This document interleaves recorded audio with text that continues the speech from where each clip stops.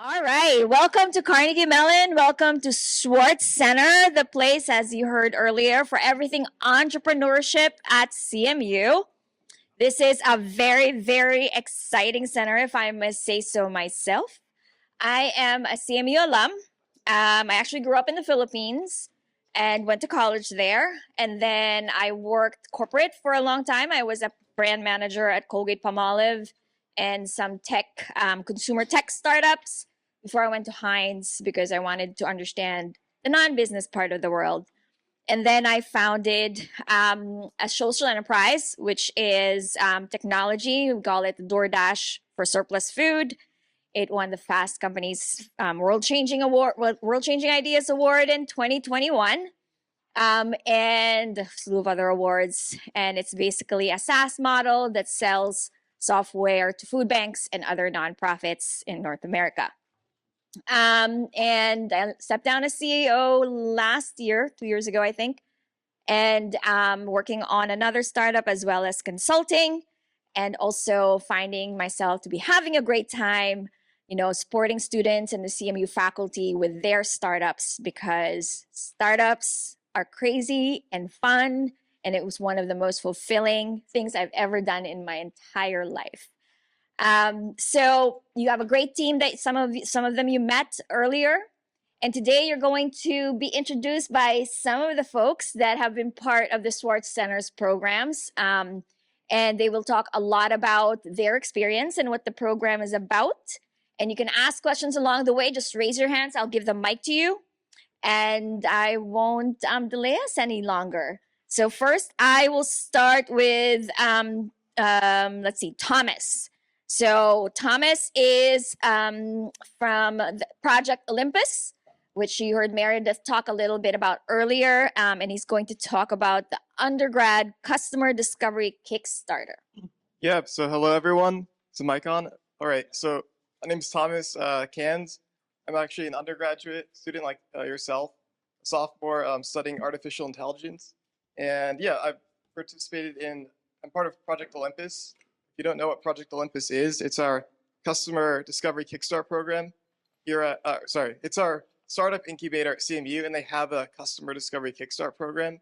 It's open to anyone, and basically what this program is it allows you to take an idea that you're working on and validate it. Because think about whether you're actually solving a problem for a customer. Oftentimes it's easy to think like, oh, I have a really cool solution, and then try to find a problem to solve. But sometimes that doesn't make the best startup or business.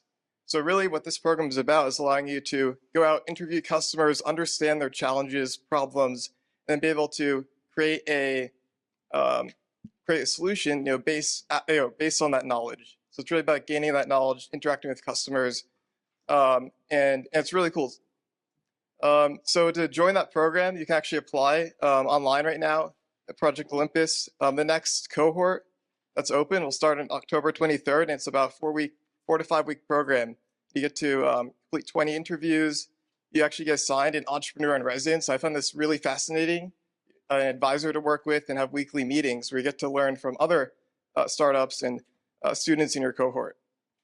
And I'll be sure to answer any other questions you have as they come up. So tell them how you got involved with Project Olympus in the first place. Yeah, so I was working on an idea, I'm pivoting now, but originally about creating better course catalogs. A lot of universities don't have really amazing course catalogs. If you look at the CMU websites, they're really bad, like search-wise, right? So my thought was like, let me explore, is this a problem for students? Is this a problem for universities that they would actually like to solve and have a business come in with a better product and solution? And I went out, I joined this program, got an advisor, and started interviewing students, interviewed administrators at Carnegie Mellon and at other universities, and really tried to understand the root of the problem, whether they would be willing to invest in a better solution, right, for their students. And it was really informative. I learned so much more about this industry and was able to clarify some assumptions that I made. So, that story, first of all, will show you that, there's no problem that seems too simple, right? You would think that Carnegie Mellon can, figure out the course catalog.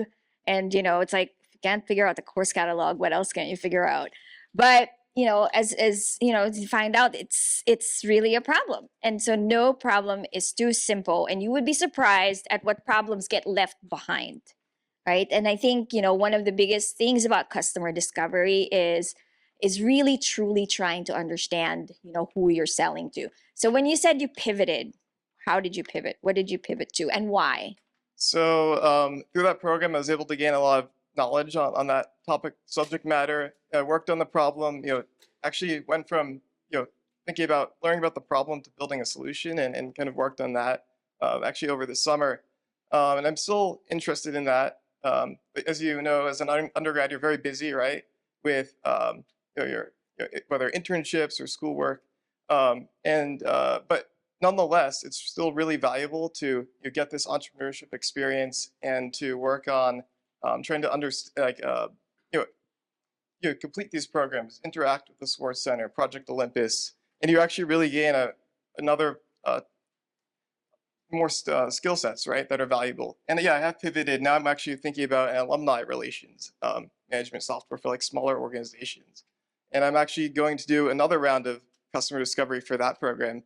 And now I actually have the skill set from the Project Olympus Customer Discovery Kickstart program to now go out on my own confidently and start a new round of customer discovery for a different idea and venture. Great. And for those of you who think customer discovery is only for entrepreneurs, as a product and brand manager, you're always going to do customer discovery. So this is a great skill to learn no matter what. All right, who wants to go next? I am also in Project Olympus, so I will continue. My name's Tanvi. I'm a senior studying mechanical and biomedical engineering, and I'm the COO of Novrel, where we're building a hardware attachment for any AR headset that condenses all surgical tools found in the operating room into one device. Our first application is focused on neurosurgery. And so my experience and my startup's experience with Project Olympus was a bit more unorthodox.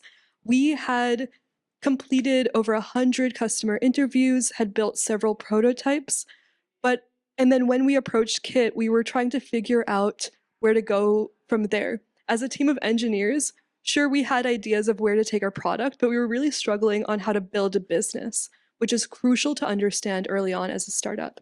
So we met with Kit, which is one of the EIRs through Project Olympus. And as a CMU and Pitt founded team, we were unsure of what opportunities we were eligible for. However, she was amazing, helped us out so much, and we're eligible for Project Olympus. We have a workspace on the 3rd floor over on Craig Street. So great place for our team to meet, work. We have PCs. There's a small startup lab with 3D printers, etc., that we have access to out there. So it's just been an amazing way to get those resources, even though we were a little bit further on and not only a CMU founded team. It's been a great experience. One thing I love about Project Olympus is that there's so many startups in one building, and everyone is whenever you walk in, someone is working there. Even if everyone's startups is in very different areas, you're all building something. You're all probably going through similar obstacles, and just meeting new people, talking through any issues you have with them, super helpful. So much amazing advice you can get from whoever is in that day. Great. All right. Would you like to go next? Yeah. These are some pretty damn cool people. So listen to what they have to say. It's really awesome to see everyone here. You guys are all looking really curious, looking to soak in all the information they have to say. So thanks for being here, you all. I'm Drake. I'm a current senior, soon to graduate in December. I'm studying product management and human-computer interaction, and Carvin's also in human-computer interaction. So if you have any questions about that as well, feel free to ask us. I'm here today representing the McGinnis competition. Now, McGinnis means a couple of different things to people here at Carnegie Mellon, the first of which is of the late Jerry McGinnis. Extremely relevant, extremely generous. He funded a lot of different programs here within Tepper. To me, one of the things that McGinnis stands for is the McGinnis competition. It's a competition that happens in the second semester. It's open to everyone, both undergrads and graduates. Personally, I've competed in the graduate division with a company that I co-founded with 2 AI researchers here at Carnegie Mellon. It's called SiteWiz. We do e-commerce website optimization. So you know how when you go on a site and you're trying to buy something, you have to go through all the different pages to get to the very end and convert. That's what we're trying to optimize. So happy to talk about McGinnis, happy to talk about CMU VC. There are a couple different competitions as well as Hack a Startup. Also can talk about a class run by Adam Polisic and Sean Amirati called AI Venture Studio. It's a more recent spin-off of the corporate startup lab for AI companies. Yeah, And thanks why so don't much. you talk about that too? Definitely. Yeah. The AI Venture Studio? Yeah. Yeah. It's actually a very new initiative, and it's basically structured like a startup accelerator, very different from all the other classes. In fact, at one point, Sean said, hey, if you guys have to ditch class to take a sales call, do that. So what this class is trying to do is accelerate companies that are focused on AI to go further, to do customer discovery, as Thomas was talking about, to get traction, to do sales, and to understand where your product market fit could lie. It's an amazing class. Adam Polisic and Sean Amirati are extremely accomplished people, and they have a lot of incredible insights. Another thing I can talk about as well is the Alpha Lab Accelerator, which SiteWiz was recently inducted into. It's something that was founded by, or co-founded by one of the introducers there in the main room. So if you guys are interested in an accelerator that's local to Pittsburgh, that's affiliated with Innovation Works, they can give you some money, they can give you some advice. You can ask about that as well. Thanks. Great. But let's talk about your experience with McGinnis. So McGinnis is the flagship pitch competition at the Swartz Center. And I always encourage everyone to just enter. Number one, because it's super fun. Number two, if you have an idea, and, you know, as everyone's saying, you're going to be so busy with your classes. The fact that McGinnis has deadlines will keep you moving on your ideas. Otherwise, your ideas will just, you know, kind of be deprioritized all the time. And while you're in school, if you're thinking of an entrepreneurship track, you know, you will most likely, you know, go and do rounds of pitch competitions. So this is a great way to get started early. So tell them a little bit about the McGinnis experience, what it is, you know, what are the rounds like, what are you supposed to submit, and then what are the prizes? Of course, way to call me out for talking about too many different things. Oh, it's good. But yeah, the McGinnis competition, there are a couple of different stages, and each of which is meant to get you thinking critically, practicing teamwork, and getting your creative wheels spinning. One of the first rounds is to write a business competition pitch. First, it's a business plan, sorry. It's 5 pages, and then they ask you for a 10-page one as well. So what this has you doing is it has you communicating with the people you're working with, be it a team or a set of co-founders from an existing experience. You got to think really deeply about the problem you're trying to solve, especially with artificial intelligence. There's a lot of, hey, let's create something with AI and throw it at a problem. It's not how it works, guys. You got to find a problem first. So there's a number of other things as well, including a lot of research and testing as far as what solutions you want to provide. You got to think about the best ways to do it, best ways to approach this. So in short, McGinnis is an extremely good experience for people who are either A, trying to get into entrepreneurship or have already gotten in and are trying to prove themselves and continue pushing forward. There are a number of prizes as well. In the graduate division, can't speak so much about the undergrad division, but there's prizes there. We won $10,000 for getting 3rd place, and the 1st place got $25,000. Now, to someone as poor as me, that's a lot of money. So, if anything, that's an interesting incentive as well. There's also an extremely good cycle of feedback from people like Meredith Grelly, who are able to tell you, hey, this is where some of the shortcomings are. When you're talking to an investor, this is what they're looking for. Here is some way you could improve what you wrote. Here are some ways you did really, really well. Keep that up. It's a supportive and it's extremely rich feedback. Great. So I think the undergrad prizes are $7,500, $5,000, and $2,500, somewhere around that range.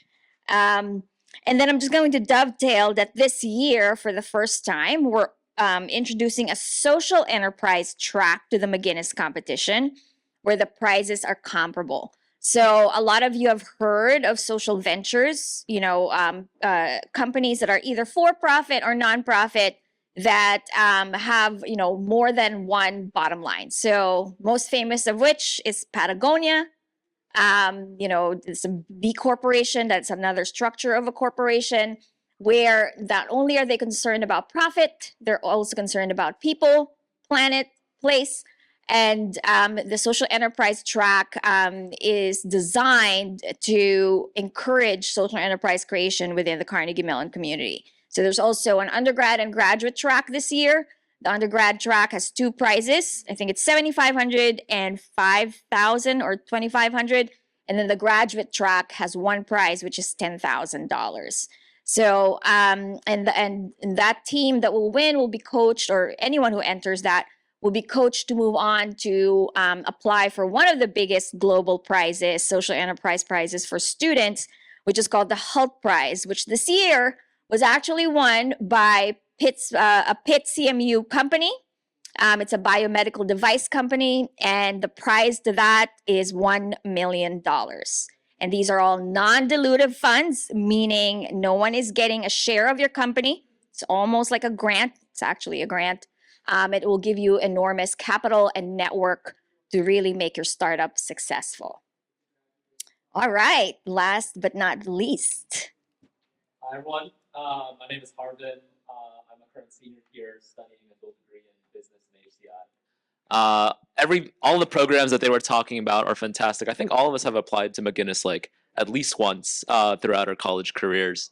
And some of you here might not realize this, but the Swartz Center is really incredible.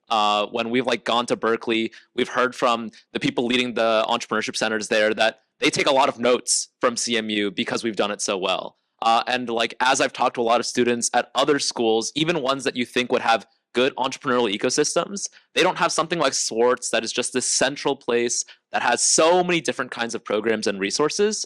So this is a really, really good place to be.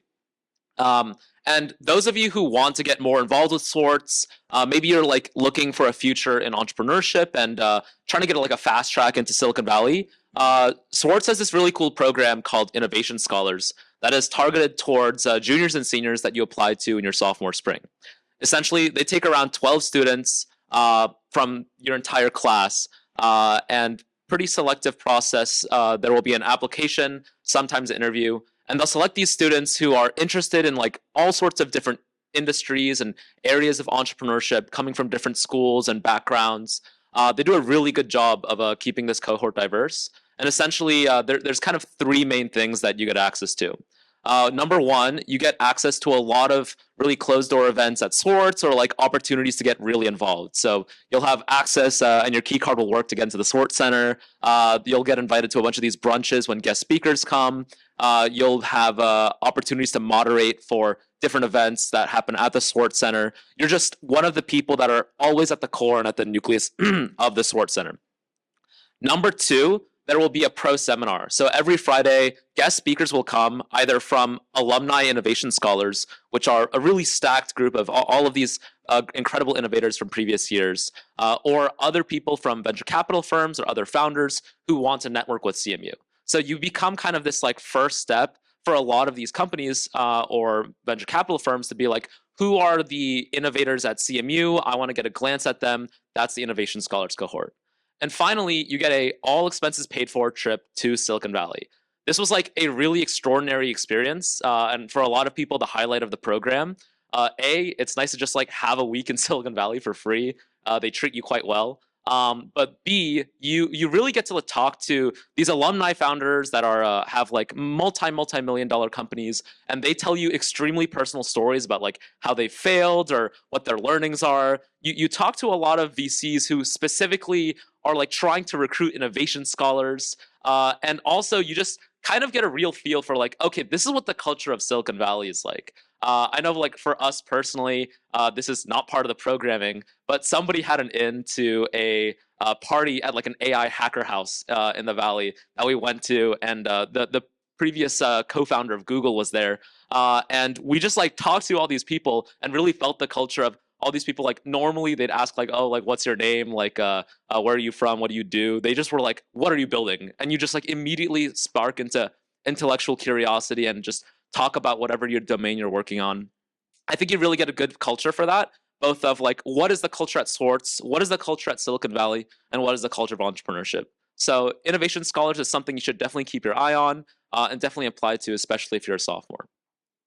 Great. And then how many innovation scholars are there typically? There are 12 a year. 12 a year. Great.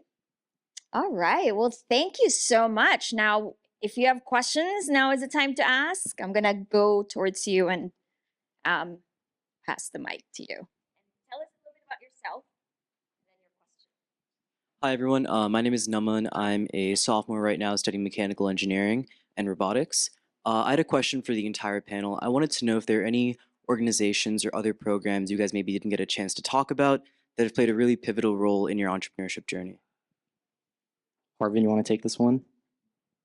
I mean, you guys are going to see so much of me today. Like, I'm going to speak for the student club section for Sigma Eta Pi in just a bit, so I won't spoil you guys with that too much. I'll also be tabling out later for Soma Capital. There are a lot of really extraordinary VC fellowship programs to get experience on. Like, I've helped like give funding to like alumni founders, just like network with other people in the ecosystem.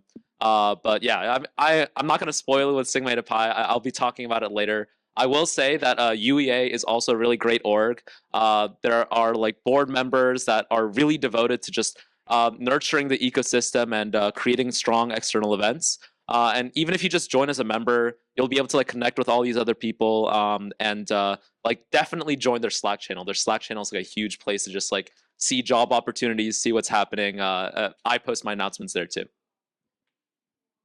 Oh yeah, some other orgs where you could get some glimpse of entrepreneurship as well are within Carnegie Mellon Business Association. There is a product development / project management subsection of it. It's a good program that you can get a starting taste of entrepreneurship. Also worth noting is the Business Technology Group. They have a product manager sector, and of course it's not quite a one-to-one, but you're going to be working with innovation, products, doing customer discovery, figuring out where needs are and where solutions lie. It's a good starting point as well. And I'll just add a note. There's so many like different organizations that you can join that are affiliated with the Swartz Center or even other organizations at CMU. And I highly recommend that you go out there and join them because it's part of the benefit of being here, being able to network with your peers. There's so many really interesting people here working on building different things, exploring different startup ideas. So I really recommend you to get out there, join a club, join an org, and explore entrepreneurship that way as well.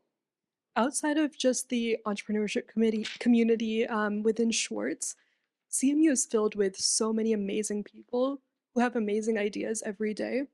I know there are so many engineers here, so there's also Engineers Without Borders if you're looking to get hands-on technical experience, get that first start of like building something new.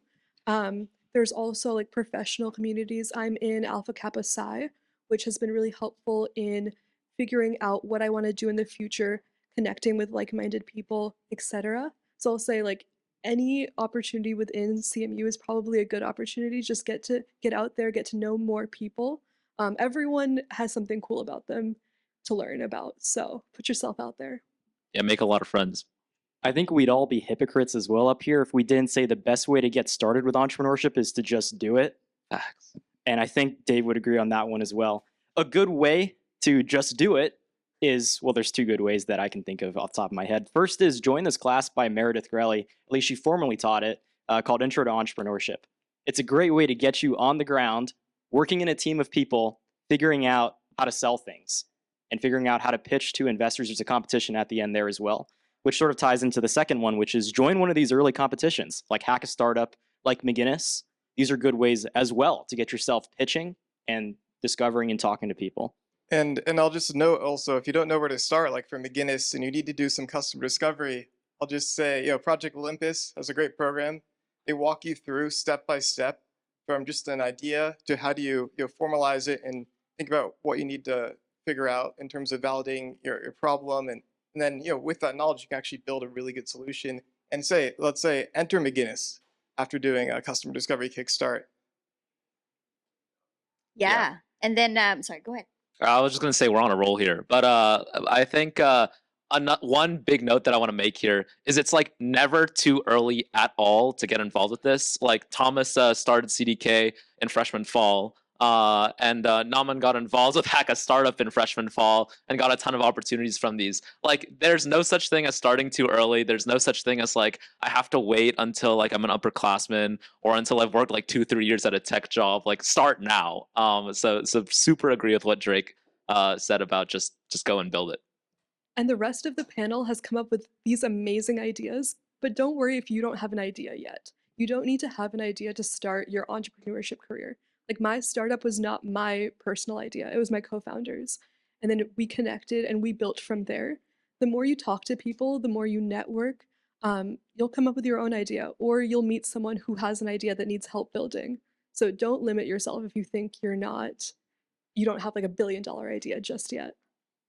Yeah, and it's actually, these events are a great way to network. You know, if you just are interested, again, as she said, if you don't have an idea but really want to try out entrepreneurship, we also at the beginning of the events at Swartz, especially Connects. So Connects is a lunch hour kind of series, which are kind of little dips of workshops and classes. So for instance, if you don't have space in your curriculum to sign up for Intro to Entrepreneurship, there's a Lean Startup Connects workshop, which gives it to you in like a really quick version, and it allows you to learn about what entrepreneurship is and what a lean startup is. At the beginning of those, we have what we call somewhat of a founder matching, where someone pitches their idea to the audience, and if someone's interested in helping them out, you can approach them and say, "Hey, I'd love to help you out." So there's many ways to kind of enter entrepreneurship within CMU. All right. Yes. Hi, I'm Jennifer. I'm a freshman at SCS. I know some of you mentioned having a team. How did you actually meet your team members, and how did you decide to start working together? And after that, how did you actually stay connected and actually go through with it? Yeah, definitely. Actually, the team that I'm working with on SiteWiz, I met through Professor Meredith Grelly's class. I met Ron Potham, who is the founder and CEO, and he just thought, hey, this guy talks really well. I need someone who talks like that. And then he took me on. That's really it, actually. My other co-founder, Rohit Malhotra, who's actually working in the office right now, don't bother him. He's the CTO. I met him in Hammerschlag, freshman year, on the ping pong tables. We would play until 8 a.m. sometimes. And then we would go to Pamela's Diner, which if you guys haven't tried, try it. And we would celebrate the sunrise. So we have a lot of really good memories doing things that aren't at all related to entrepreneurship. It's just about the people who you can call yourself close friends with, the people you trust. These are the people who you would want to go into business with. When it gets tough, and trust me, it gets tough, you want someone who you have a proven track record of surviving with. I can jump in for that. So I met my co-founder through a mutual friend, someone actually within one of the organizations I mentioned. She was just like, oh, I know someone that's building in the med device industry. You should talk to them. And so I did. I just randomly hit them up on, texted them and said, hey, heard you're interested in the medical device industry. You have some ideas, like, would you be down to meet up and talk? And we just started talking. And from there, we didn't stop talking. I think once you meet people with similar passions, it becomes really obvious that they have that passion and drive for whatever you're building. And you're not going to let someone that you connect with that deeply on something you care about get away. So we just haven't been working together since. Not much more to it than that, but yeah. Yeah, I'll just do one more. I remember I think I started something in every single year of school so far. A freshman year, I remember was trying to build a Uber marketplace to sell your blocks from your meal plan. That was with my college roommate. In sophomore year, I met people through the Intro to Entrepreneurship class. And most recently, the project that I'm currently working on, I was in Seattle this summer for Amazon. I really did not want to stay in big tech, and then I was talking with other people who did not want to stay in big tech, and then we're like, oh, what if we just start looking into things together? It's really that simple. If you make some friends who are ambitious and interested in entrepreneurial futures and careers, as long as you trust them and you believe in what you can do together, there's no time to start other than now. I agree with Harvin there. Get out there, meet people. Part of Sigma Eta Pi and Scotty Labs. There's some great people there. Hackathons. I've met really interesting groups at hackathons, and we've actually tried to continue on some of our projects and deploy them to the community. So, so I'd recommend that 100%. What everyone said here is great advice, so you should follow it. Great. Questions? You and then Keep them coming. Keep them coming. I'm Franca. I'm a CS sophomore. I feel like CMU can be really like insular, and you kind of like don't look at the outside world, being in Pittsburgh and in college with all the course load. So I think it's really great that the Project Olympus has this like customer investigation Kickstarter, if that's name, discovery, to make sure that your ideas like actually make sense. But I'm kind of wondering how you can take into account the bias we might have here at CMU to think about just issues that affect CMU like meal blocks and course catalogs, which of course are also important, but how do you try to get CMU students to think about ideas outside of CMU that affect the whole world? What sort of programs are there for that? Yeah, that's a really good point. And yeah, I can talk about that a little bit. There's a few ways that the Customer Discovery Kickstart program, Project Olympus, tries to cultivate ideas and startups that venture out of the university sphere. We're having like a CMU bubble, right? And part of it is walking out of the door, leaving the building, as they say. A lot of these startups, they really encourage you to not just interview people at CMU. Don't just interview your friends. Reach out to people who are at other organizations, at companies. I interviewed people at different universities to see if it was a problem equally across different schools. But they also have many, number two, they have a lot of alumni startups as well that you can work with, and graduate students who may be working on, or even undergrads who are working on things that don't relate to their university studies, that relate to a problem they found out they had in the real world, or that a business has in the real world. Like actually, I just toured Project Olympus last week, and there were a lot of startups working on these like deep tech ideas with robotics, with science and engineering. You could probably speak to that as well. So it's not just it's a great place to start potentially. Maybe you have an idea related to a daily problem you have here, but you can expand your scope as well. I'll also add that like my startup is pretty heavily affiliated with UPMC. Our clinical mentor is there. A lot of our funding has come from there. A lot of like our support has come through UPMC. But once you're in the ecosystem, whether that's within CMU or within like UPMC, you're able to connect with their networks. So our clinical mentor is a neurosurgeon there, but has a network of like many neurosurgeons that he can connect us to that we can then go and validate our idea to as well. So does CMU. Like if you're interested in course catalogs, you can talk to friends at CMU. They can connect you with like high school friends that are maybe all across the country who have different experiences with course catalogs. So your network is pretty unlimited once you start really pushing. And sometimes it's hard to ask for those connects, but that's where like the most valuable information gets you. And don't be afraid to ask for connects right now. If there's a time in your life that everyone will be kind to you, is when you're a student. And there are other startups. There's so many fields that are represented by the startup community here in Pittsburgh. I mean, you saw Sashi, she's also in medical devices. There's a lot of medical, collaborations between Pitt, UPMC, and CMU. There's startups in real estate. There's just the whole swath of different fields that you will see in this community. Hi, I'm SCS AI major. My name is Hamza, and I want to ask you guys all your personal motivations for wanting to make startups are, and why do you think you want to go into it now and not later?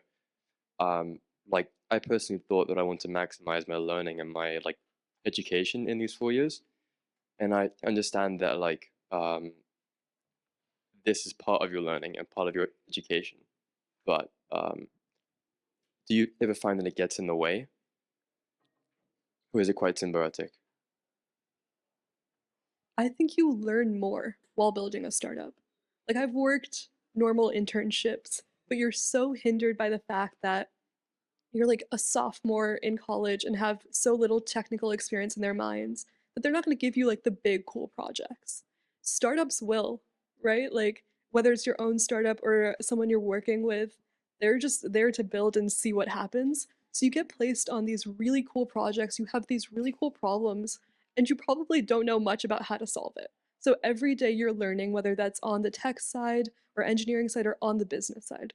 As an engineering student, I had such little exposure to how to build a business. With the help of Project Olympus, we've had to figure it out, right? Like I can now put together a financial projection model. Could not have done that a year ago, could not have learned that at, say, like Apple, right? No one would have cared enough to help me through that. So I think you learn more at a startup, and it's easier to fail while you're in school. You can get back up. You're still in college. So it was easier for me to start now than kind of figure it out later. Yeah, it gets in the way. That's the simple answer. I think when I was in the entrepreneurship class, a good anecdote that Professor Meredith Grelly gave was every Christmas, every birthday was spent on the startup. But the thing is, entrepreneurs are generally one of the happiest demographics out of all the people out there because they're working on something that they love on their own hours off of their own motivation. When Professor Grelly in there said, hey, the time to do something or build something is now, there was a couple of different layers to the meaning there. For example, say you're 30 years old, you got bills to pay, perhaps you got a family to take care of. That's a hard time to do entrepreneurship, to take risks that could, throw you under the bus and smack you real hard as far as life is concerned. We're students. When we do outreach, people receive us well.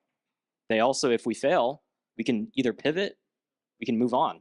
We've taken the learnings and it doesn't hit us as hard as, life when we get there. So now's a good time. The motivation, yeah, we're also young and energetic too, aren't we guys? So that's it. Yeah, I completely agree with Drake there. I'll give my own points, but I also want to note that CMU has a pretty lenient and generous leave policy. The culture here is very welcoming. If you ask Dave, yo, what do I do if I want to take a couple of years off and go work on my own thing? CMU is very flexible, and this is one of the best schools that do take that risk in. But I give 3 points. One, I think from a personal level, my dream job since being a kid was to be an inventor. I came to CMU with the express purpose of being interested in entrepreneurship. I know some people in this room have a similar sense where they prioritize CMU for that reason. If you came here with that intent, I think you're kind of hurting yourself if you don't actually try and materialize it.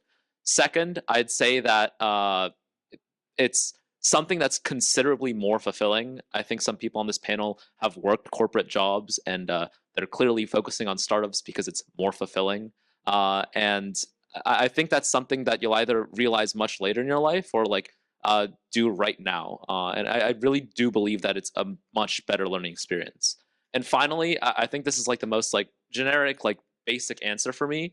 I like the people in the entrepreneurial world more. I think they're very interesting. They're really quality people. I've made a lot of friends in this space and it has not done me wrong. I think it's a really good heuristic on meeting people to find these people who are passionate about something, looking to live fulfilling lives and do incredible things. I think these are the people you want to surround yourself with.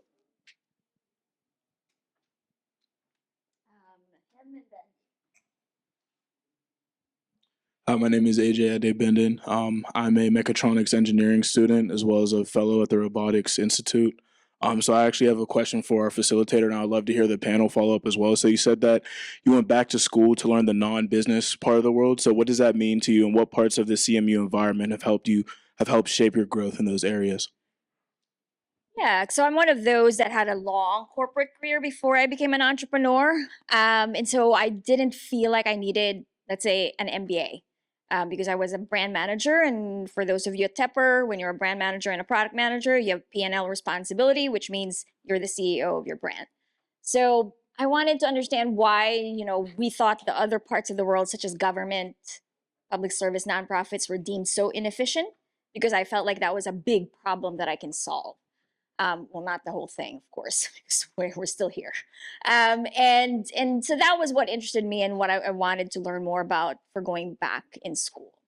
And that's when I got introduced to the Pittsburgh community, the Pittsburgh entrepreneur community, the CMU entrepreneur community, which definitely helped this startup that I founded. Who did I miss here?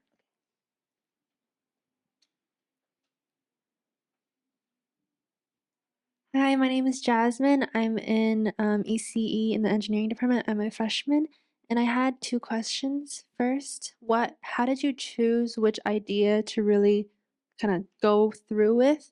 And second of all, if you don't have any technical experience, but you have like an idea for something that involves technical skills, how did you kind of like build yourself up for that? Yeah, that's a great point. So with my idea, that course catalog project, right? And I'm always pivoting. I can think of better ideas, and still am interested in pursuing that.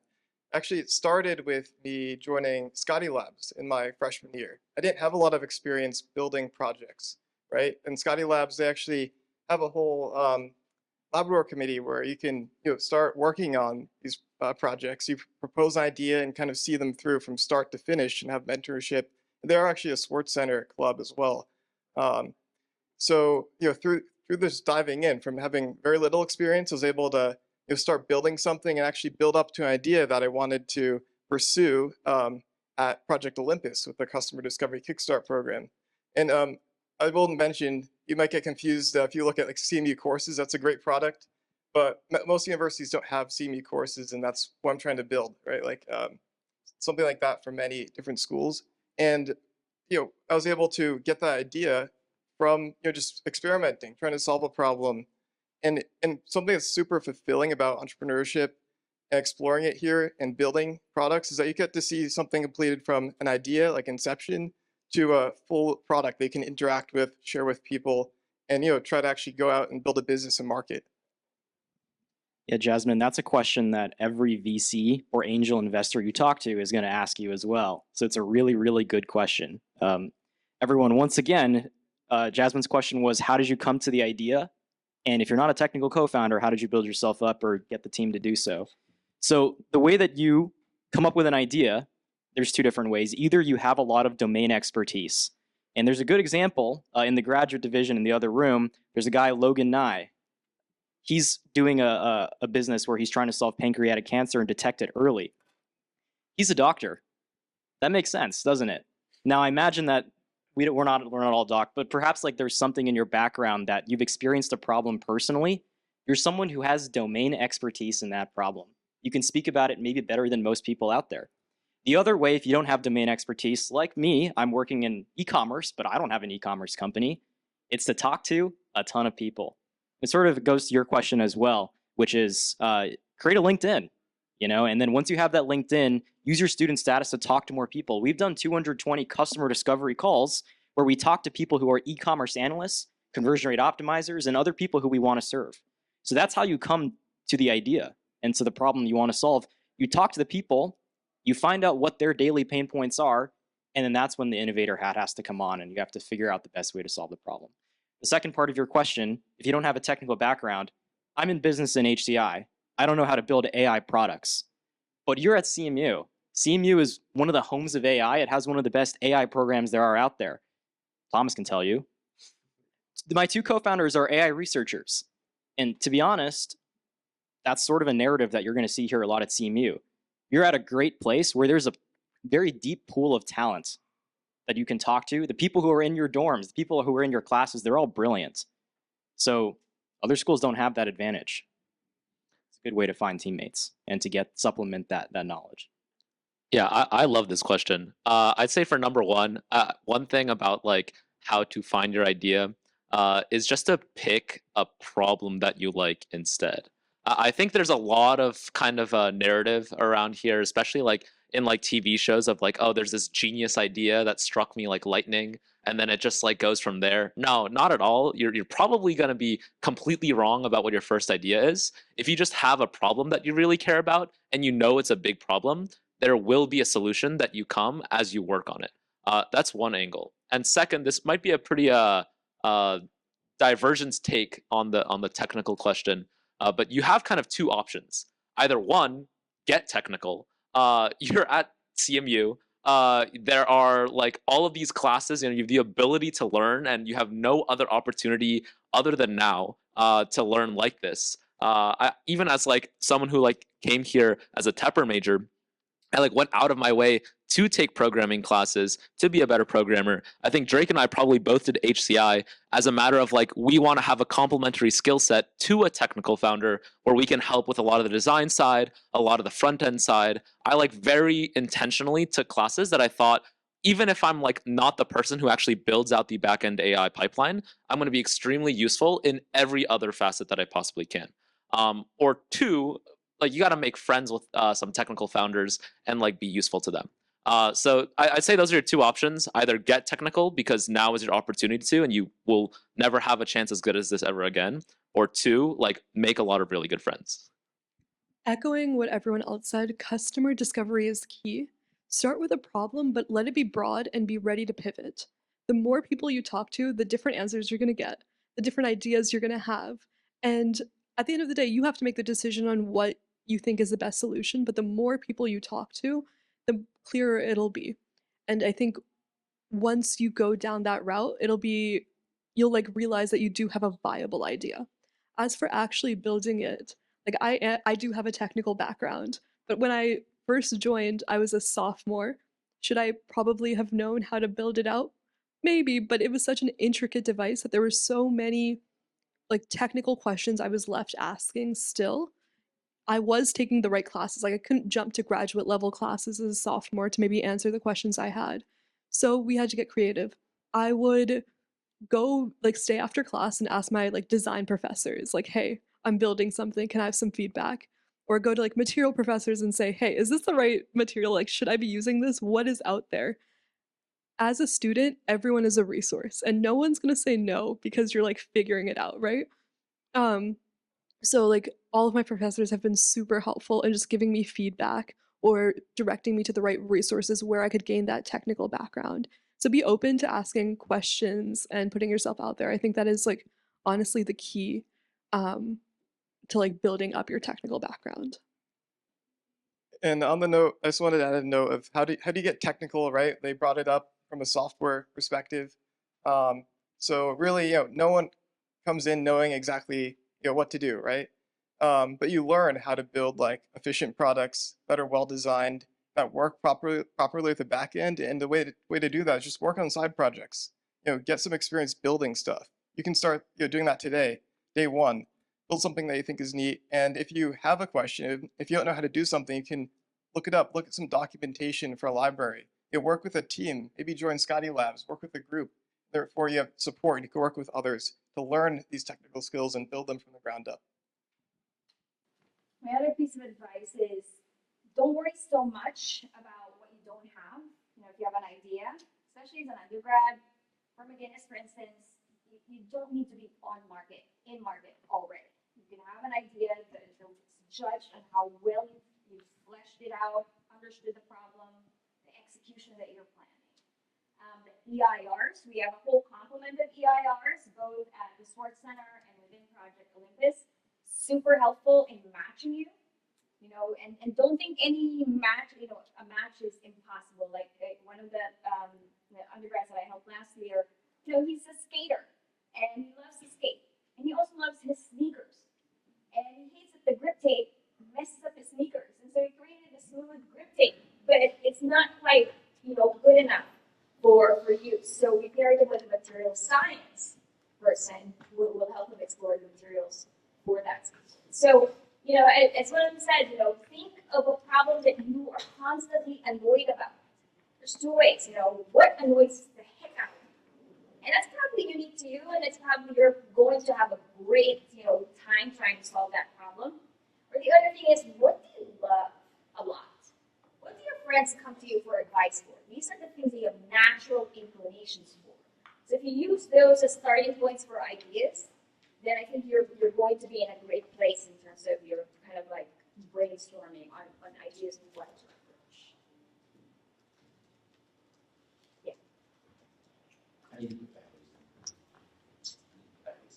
Oh, sorry? Oh, well, I'm just gonna. Hi, my name is Trisha Jha. I am a Tepper undergraduate freshman student. So my question for you is, how many times have you pivoted your idea? Thomas? How many times have you ended your idea? You Pivoted. Pivoted. Yeah. So yeah, no. So like as an entrepreneur, you're always thinking of like better ideas, new ideas that you can come up with. So I mentioned, I thought, maybe I'll build a course catalog like project, right? And like turn it into a business. Actually, it's like an AI course catalog. And I actually was able to work on that, iterate on actually building out the product and try to meet like some specifications. But I'm thinking like, you know what? Now I'm actually interested in like alumni management software for like small clubs that can't afford like very expensive large scale software. So, and right now I'm actually at like the customer discovery phase of that. I need to go out, interview some people, and and learn about that problem. Learn if it's something an organization would actually purchase or want, and if they do, what features do they want, right? So you can always pivot, you can always adjust your idea, and I think Harvin can speak to this as well. He's done many startups where he's tried something out, put in a great effort, see if it works out, and then there's something better to do. He's not afraid to pivot, and I'll let him speak to that. Yeah, I have like mixed feelings about the word pivot. I feel like pivot is something that's used a lot, but there's kind of a magnitude to it. Like you're going to change your product like all the time. Like features, like value propositions, like you're going to change it all the time. I feel like pivots are more so when you've like exhausted every option and like for a fact what you're currently doing won't work out and you need to make some drastic change. That's pretty extreme down the line there. And I know a lot of founders who kind of pivot at like the first wind of resistance. So I'd say probably the number of pivots that you actually do should be much lower than you think it is. It's more so that you're learning more about your customer, you're learning more about your problem, and then you're making small adjustments to what you're actually building in order to fit that.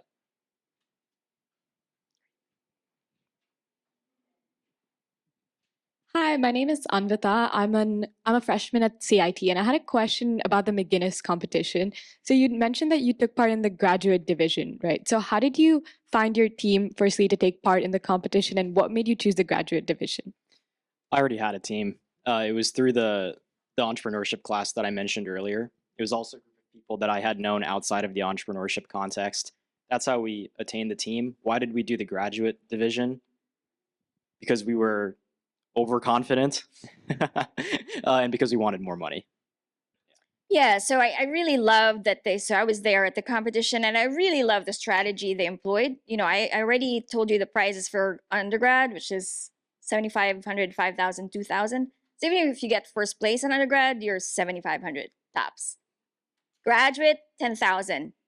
That's the lowest. And you get a better, they couched their chances, made a gamble, and did it well. So you have to think about that as well. One more question, and then we're going to wrap up. Hi, I'm Patrick Lee, who's a freshman in MCS biology. And one question for you guys is, I'm pretty sure like you have had a lot of ideas, and also like some of them carried out to execution. Like, what would you say is like some of the common like tar pit ideas that come up from like undergraduate students? Marvin, do you want to discuss? Oh my God, yeah. So also like if you are in a VC fellowship, you'll see a lot of you'll see a lot of these. So some really common ones, right, are like things that you'll probably like experience in college, and you'll be like, oh my God, like I don't know why this doesn't exist. So like really common tar pit ideas are like an app to find parties and events. Like an app to like make new friends in college, or split the bill and utilities expenses at the dinner table, or like it's like XYZ but a little bit better. I think what happens here is there's two things. One, some of these problems look really attractive, but are structurally hard to solve for some reason. So like in this like event app finder, you'll find that maybe part of the issue is that actually the number of people willing to host events is really small compared to the number of people looking for events, and the people hosting events don't have a reason to keep using the app. And that's something you only find by like actually talking to users. Or two, you need to talk to companies that have tried this and failed it before. I've done tar pits. Many people I know have worked on tar pits. Some tar pits will eventually get solved. You just need to make sure you know what you're actually walking into and talk to the users and talk to the people who have failed in the space before. Great. Well, that's all the time we have. I'm getting flagged from outside the door repeatedly, but I want to thank all of the panelists. Thank you so much for sharing your knowledge. And there's more programming, you know, all throughout the day. So, and then approach anyone with a Swartz cert if you have a question specific to the Swartz Center, and we'll see you this school year. Thank you, guys. Thanks, Thank you. everyone. If you guys have any questions remaining, please feel free to approach any of us. Seriously?